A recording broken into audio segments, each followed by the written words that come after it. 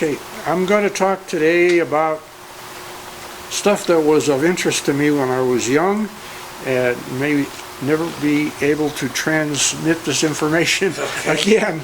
So I made some notes and I'm going to leave these sheets with James. When I was 12 to 14 years of age, I got to make a background. Mothers didn't have jobs. Okay. Fathers were absent from the home most of the day. One-car family.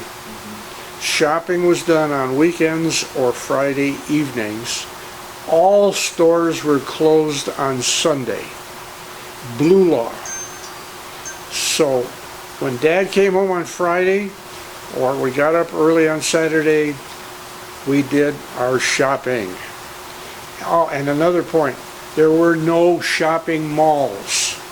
You went from store to store to get what you needed, and they were all fairly specialized. And when I got my first job for A&P Groceries, it was in the first shopping mall in Cleveland. And when you mean mall, that's a mall would be a strip mall. Strip, right? We're not talking about walk around inside out of the weather mall. Right. We're talking about a strip where all the stores had the same sidewalk. And you still see a lot of those in Cleveland.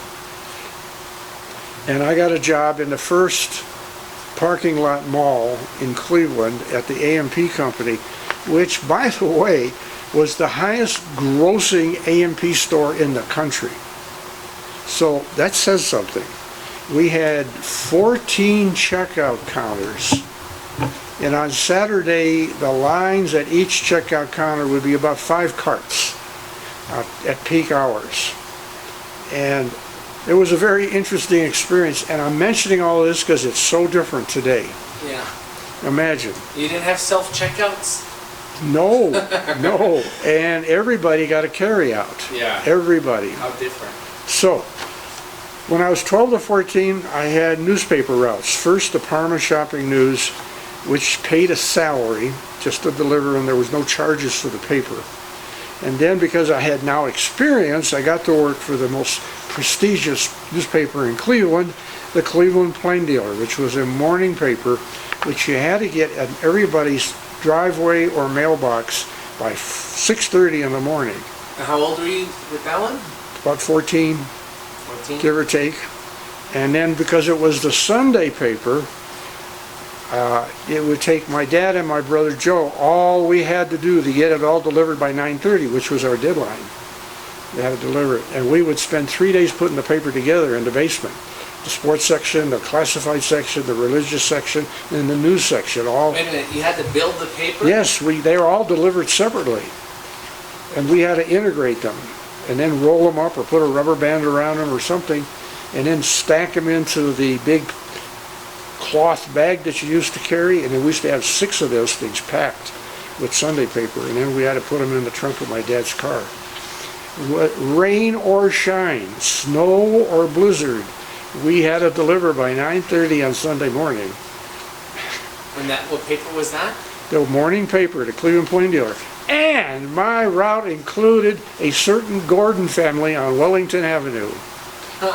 Yes! Really? But I didn't know who lived there. I mean, I knew Mrs. Gordon from collecting.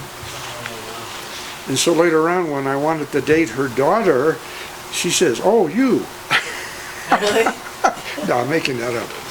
Okay, so newspaper routes. Then horse riding stable boy. I had an interesting summer when I was 13. They said they were a friend of mine in the 8th grade, said, "Let's go up there and work at this farm." I thought you said about a farm, but it turned out to be a riding academy. And the job was cleaning out the stalls and saddling up and unsaddling the horses on the weekends. That was interesting because we met all the rich girls in town. Then when I was 16, I got a job in the summer helping clean up job sites for my neighbor who was right behind us. He was a home builder. He would build about 5, 6 homes a year out in Parma. And my job was to clean up after the construction crews. But he was such a really nice man that he would explain why a house was designed a certain way and why certain boards were nailed together in a certain pattern. So I learned a lot about home construction when I was that age. Okay, then I had 16 to 17, my first real job, A&P Food Store, which was a job that required union membership. Another thing that we're not used to today. But it also paid $1 an hour. And I thought I was in cream. $1 an hour and tips. And so, but I had to walk to work, and it was only 3 miles. Oh, that's all. Snow or shine.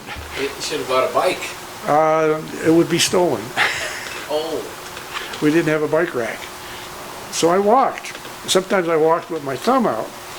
Sometimes I got a ride. Sometimes my dad felt sorry for me, especially on days when it was 12 degrees, and he would take me to work. But that's an experience to remember. Between the years of 19 and 22, I had a good friend whose dad owned Michael's Transmission Service on the west side of Cleveland on Detroit Avenue. And his dad got ill. It's a long story. But Mike, who was my age, he had to quit school and run the business because he had a large family to support. And so I would pitch in and help him. And mostly because he didn't know how to fix a transmission. And I did. And so after a while he became quite an expert on transmissions. But when we started there, we had 3 places to repair cars and 1 little dinky office. When we finished there 6 years later, we had 12 stalls with power lifts. And it was enough to feed the entire family for a long time. And his dad never did come back to work. So that was an interesting thing.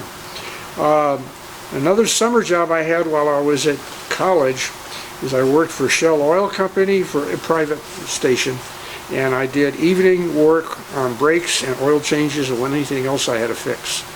And that was a job from 6 to 6. 6 at night till 6 in the morning. And I got paid by the job, not by the hour. So you guys would work throughout the nights or do it a Yeah, repair? it was one of those places where if you brought your car in by 6, you could pick it up by 6 in the morning for a brake job or a tune-up, whatever. And that was great for the working man. A lot of our customers even dropped the car off and walked to their house, came back in the morning and drove to work. So it was a good thing. And by the way, Michael's Transmission did the same thing.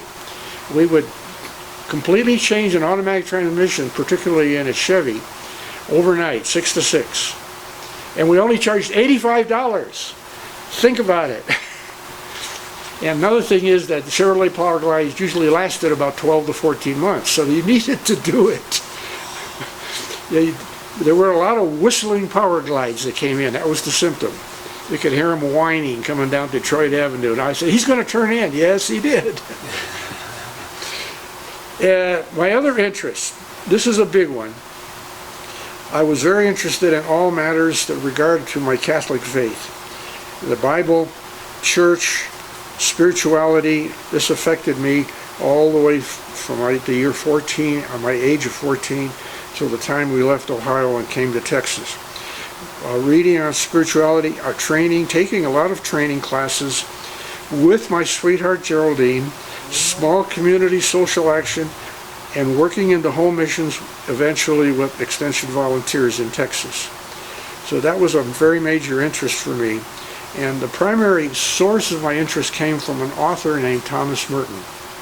When I was 14 years old, I was reading Thomas Merton. And he was a monk at the monastery in Gethsemane, Kentucky.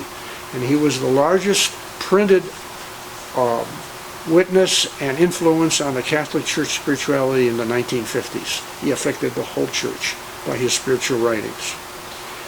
And then for a whole bunch of years at the same time and simultaneously, I was interested in automobiles. And I'll get to that on another sheet of paper. But I did want to mention that I have built 3 cars from scratch. And one of them still sitting in the garage here. So you all know what we're talking about. Okay, from age 8 or 10 all the way up, I was always building model airplanes and model boats and make model ships, both wood and plastic. And because we had a basement in my house we could have room for all these hobbies. And at one time I had an airplane, a model railroad, and 2 or 3 ship models scattered all over where Mom was trying to hang her laundry to dry. Are we almost done? Yeah, we can take a pause here. Okay. Otherwise, I'll just mention now HO modeling. Everybody that knows me know that I'm interested in modeling HO trains. Well, let's stop right there. Okay.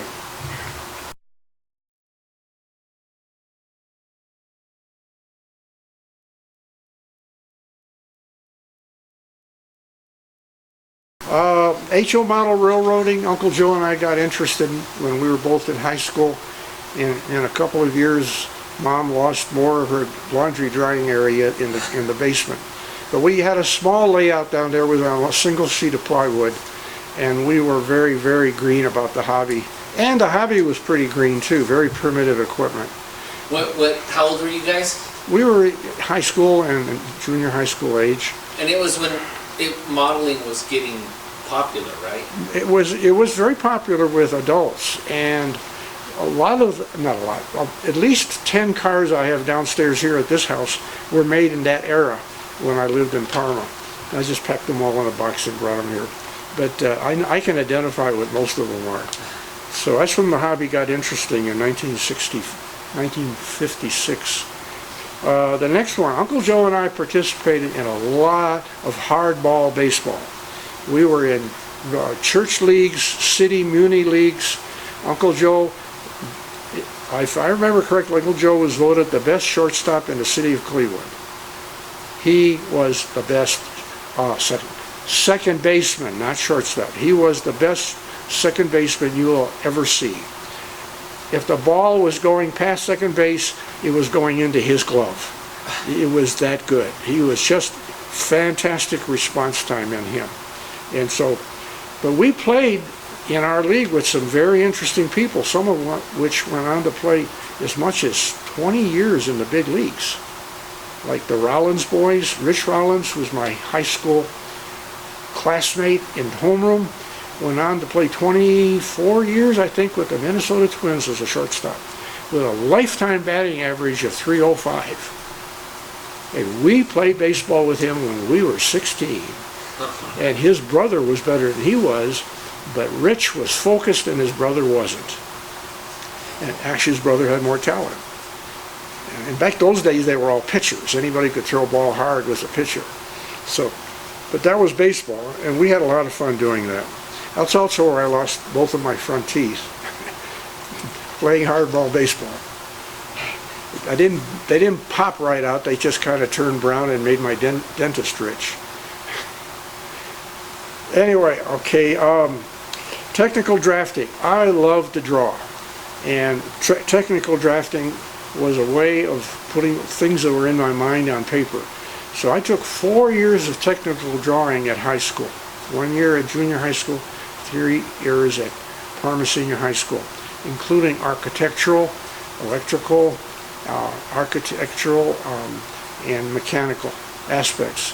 And I worked several years as a professional draftsman. That's one of my key skills. So when you said you took it in high school, was it just an enrichment type of class? No. Or was it Parma High School had an industrial department. It had an entire wing, 8 classrooms, huge, brand new building. They had automotive. I took the classes like print shop. I took drafting for 4 years. That's 8 semesters. We had auto mechanics. We had electrical. We had physics. We had all these. And the two I liked the most were drafting, and especially the architectural aspect. And the kids here all know that I've still got one of the model houses I built that I went into state competition with a ranch-style house of my own design. But that was the thing we did in architectural drafting. So when you finished with all those classes, were you hireable for something? I was hireable as a starting draftsman, and when I went to work for Tyler Company, I started as a starting draftsman. And it was architectural, so you had to know all the symbols for architectural drawing. But I was drawing big buildings now, not residences. But that got boring. Same old thing, elevator shaft 1, 2, 3, 4, they all start looking the same. Okay, so I had 6 years of schooling in architectural drafting. 6 years, not semesters. Because when I went to the University of Dayton, I had to take drafting over again. And the teacher said, why are you so good? And I said, because I'm taking this over for the 3rd time. Well, but you got to do it here, our way. So you know how that goes. We had a teacher who was 5'0", a Marianist brother, lay brother. And he had the world's fastest wand. Whack! He was faster than Wyatt or drawing a gun. He was in no sense of humor whatsoever. It's fun to remember. 35 millimeter photography. I got very interested in it. It lasted for about 15, 20 years. And I had cameras that I bought from my uncle in Munich, Germany.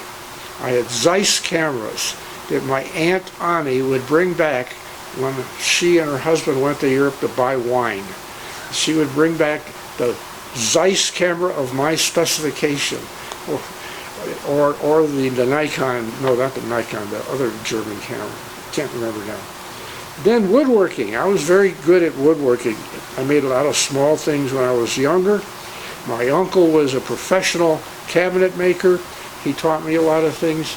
My dad was very good with his hands, and so we would build furniture and decorations for the house. And when I was 16 years old, I built a 2-car garage with my dad, including pouring the cement, putting the drains in the ground. So that was my first experience building something. My dad was very good. He never did anything twice. It was always done right the first time. And a couple of notes on my school other than the University of Dayton. I went to the Cleveland Institute of Art, which was a real shock for me, because I thought for fun I would try to get in, take some night school when I was working at Tyler Company, which is on the east side of Cleveland. And the Cleveland Institute of Art is on the east side of Cleveland. The Cleveland Institute of Art, unbeknown to little dumb me, was one of the 5 highest ranked art schools in the nation. And I got in on a first try by presenting my drawings. And then they asked me, how many art classes have you had? And I said, none. She says, you're in, this is good enough work. So I took that for 1 semester. I took 6 credit hours, and I was amazed that did learn that I didn't want to hang around with that crowd. They were weird. This was before tie-dye was accepted by everybody. And guys wearing hair down to their shoulder. In 1960, this is unbelievable. Anyway, I learned a lot there. I also took night school at Fenn College in mathematics, and I did take some night school and summer school in economics at the Cleveland Community College in order to finish up my degree at the University of Dayton. So I finished up. My requirement in Dayton required 73 hours, and I probably got about 105 college hours now. Depends what you count. Yeah. Okay. Awesome.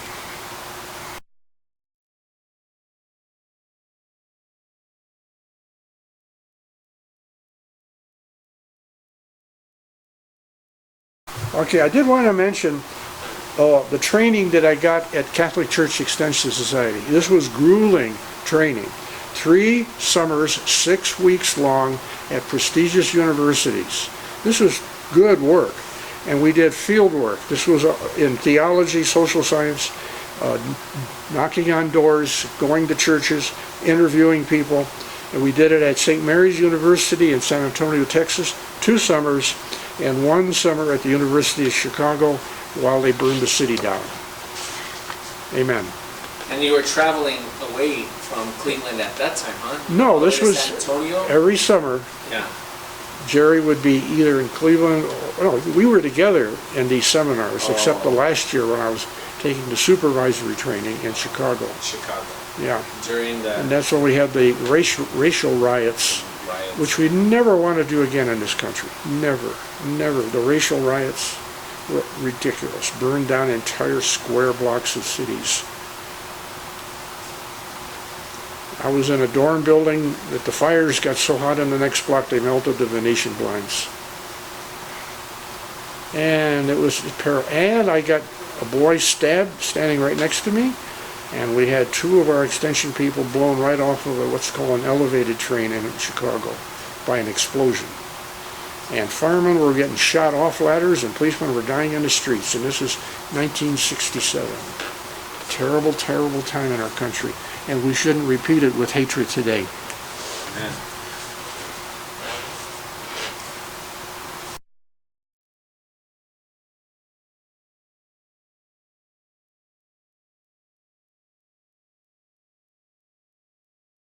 Okay, I'm going to spend some time on my automobile interest, because that's a big thing. This is for the guys. Okay, when I was 15 years old, my brother and I found a 37 Ford in the woods. And we found out who owned it, and we bought it. I think we paid $15 for it. And I was rolling the money because I was working. So we bought this car. It had no engine in it. It took a lot of work to drag it out of the woods, including chopping trees down to get it out of the woods. And we took it home, and all I can remember is my dad helped, but he kept shaking his head. He says, "You guys don't know what you're getting in for." Anyway, we took the car apart, and the more we took apart, the more we found that it was worthless rust. So we rented it. We borrowed a trailer and took most of it to the junkyard. But we kept the frame and all the mechanical parts. And we were going to make a street rod out of this thing. Forget it. When we stripped it and modified things, and the further we got, even the frame had rust. And then I went and made steel plates to weld onto the frame. And so I made the steel plates, and I showed my dad where I'm going to weld them. And he said, "Well, that's nice, but what about the hole in the frame next to it? And then the hole in the frame next to it?" And I just threw everything down, and I said, "This frame is going to the junkyard too." Anyway, I had all the mechanical parts, the front axle, which is still in the backyard back here, and the back axle and all the mechanical parts in the transmission. So by this time, there was some friends of ours that had a really, really, really hot flathead engine that was in a D model dragster. It had 3 Strongbird carburetors on it, full race cam. It had every trick done in the block and on the cylinder heads. And so we bought this engine, and we're going to drop it into the chassis we have. And we're going to shorten the chassis and make a hot rod. Well, that was all a bad start. So we sold that engine. Actually, we dropped it into a 32. We dropped it into a 32 and raced one summer, a couple of weekends with it. A 32 Ford. It was chopped and channeled. And it would run into 15s with that. And that car came with a Hallobrand quick change rear axle. And I got a picture of it somewhere. It's painted dull red like an old tractor. But it had mag wheels on all 4 corners and old dried up slicks in the back. And one day I think I hit the curb with it, and we broke the front magnesium wheel. Tears, everything. We couldn't afford another magnesium wheel. We put steel wheels on it. Old tires and everything, but we took it to Dragway 42. We would run in the 1480s with it and had a lot of fun. So that's the 32 coupe. At the same time, I was friends with my good friend Mike at Michael's Transmission down on Detroit Avenue. So we did a lot of hot rodding down there and bench racing. We built automatic transmissions for race cars.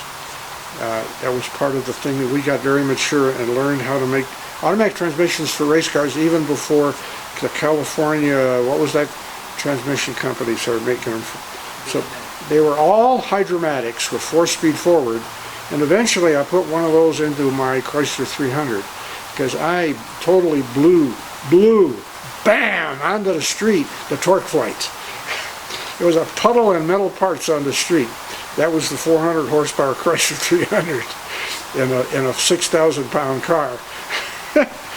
Anyway, so we had that. But then I also had 3 Model A's at one time. They were all parked behind Michael's Transmission. I had a 29, a 30, and a 31, and they were all apart, different parts. But I had the one because along with the Model A came a Chrysler to hydromatic adapter was in that car, and the engine was in that car, and the engine had 6 Strongboard carburetors on it. We got it fired up. The last thing it would ever do is get close to an idle speed.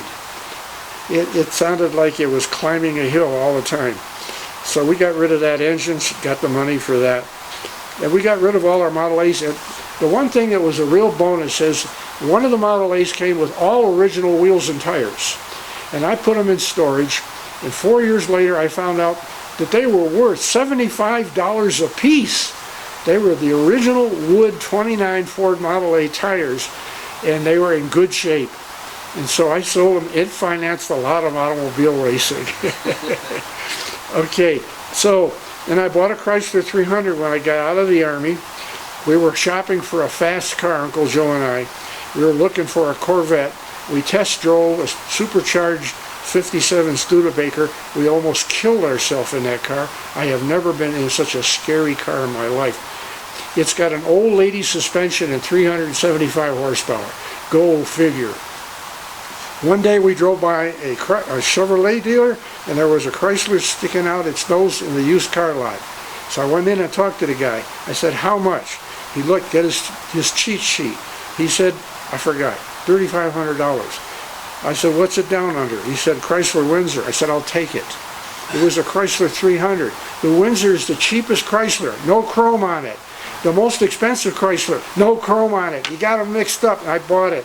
I got the name of the previous owner, and he was an airline pilot. He said, that's a fast car. I said, why is it at the Chevrolet dealer? He said, I bought a brand new fuel-injected Corvette. Okay, I said, great. I found the dumbest used car man in the world. We used to also modify all kinds of sports cars down at the end of the street. We got into sports car racing.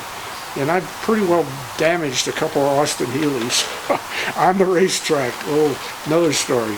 And then we decided that we would take the Pontiac engine that we had from the B gasser that we had worked on with a friend on the east side, which was a bored and stroked full race tri-carbureted Pontiac, which is still in my backyard, the engine. We had it in a 56 Chevrolet Coupe. That 56 Chevrolet Coupe would consistently turn 12 seconds, and it ran as a B gasser. Now, it wouldn't win its class, but it was fast. This car belonged to my buddy's wife, and she was waiting for him to rebuild the engine that belonged in that car. Long story. But we finally got tired of her complaining about the car, and we fixed her 6-cylinder engine and stuck it back in. But she said after that it was still the world's fastest 6-cylinder Chevrolet Coupe because we still had the 456 gears in the back. The 3 on the column. And it was fast for a 6. And so that's where the Pontiac V8 came from. Then we brought the Pontiac home. Then I enlisted in the Army Reserve. And one of the things I did every evening when I got past basic training is I sat down and designed the chassis that sits in the backyard. I designed it. And then we got home, we got together with the guys that used to build super modified race cars, roundy guys, and we, with their help, built the frame and bent all the angles on it for that race car. This is not to be confused with the dune buggy, which was built the same way, with having tubing bent and welded together. So that car out there in the yard, that car is fast. Uncle Joe drove it under 10 seconds at the NHRA drags. And I said, yeah, with a lot of duct tape holding the body on. But it was fast. It would go 130, 140 miles an hour in 10 seconds flat once we got all the kinks worked out with that engine. And that engine is bored and stroked and race cam on it and a lot of head work done to it. And now it's got a broken piston in it. Which is, anybody want to rebuild that engine, it's for sale for nothing. It makes a nice project, high level, high skill project. Okay, and all of this I turned over to Joe when I left with Extension. I gave him my interest in the race car. I gave him my green Chrysler 300. I gave him other things, lots of tools and everything, and we all came to the missions. If it didn't fit into our 1963 Volkswagen bus, Uncle Joe got it. A little funny story. Mom, what? I got another car. Oh, good. My mother was so tired of that Chrysler. It shook the windows in the dining room so bad, her little Hummels would fall off the wall. It was so loud. It had 6-foot long glass packs on it. Anyway, you guys know what a loud car sounds like. So she said, well, what did you get? And I said, not to worry, it's got bucket seats and 4 on the floor. And she said, oh no, another crazy sports car. Then I drove it up, and it's the Volkswagen bus. An independent suspension all the way around. She said, and that's what we were driving to Texas. We bought that car, it was only a year old. We bought it at a place in Parmo Heights. And we threw everything in it and drove to Texas. Had no air conditioning. Wow. We got here and it was 97 degrees in San Antonio and humid. But that thing was really good. We had it, we put almost 300,000 miles on it in 3 different engines. Yeah. Get your life out of that. Yes. Awesome. That's a wrap up on the cars. Big deal on putting that Corvair engine in, but it's not worth it.